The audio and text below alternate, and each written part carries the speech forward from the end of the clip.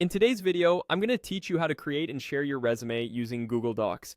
We'll go through each step to help you make the most out of this useful tool, and by the end of this guide, you'll have a polished resume ready to share with potential employers or colleagues. First, head over to docs.google.com in your web browser. If you aren't already logged in, you'll need to do so using your Google or Gmail account. Once you're logged in, you'll find yourself on the Google Docs homepage, where you'll see a variety of templates and options available for creating documents. While you could start from scratch by selecting blank document for today's tutorial, we're going to use one of the ready-made templates to save time and effort. I'll choose the resume serif template as an example.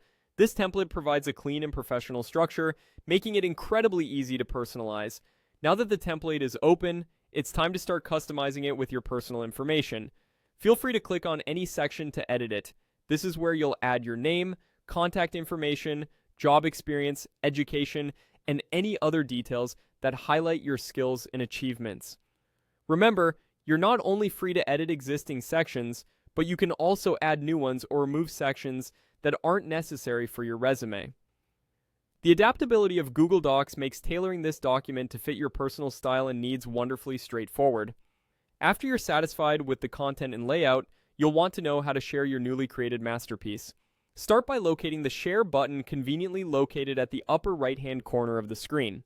This is your gateway to sharing the document electronically. Clicking on it opens the sharing settings. In the General Access section, you'll notice the default setting is on Restricted. You'll want to modify this by selecting the drop-down arrow and changing it to Anyone with the link.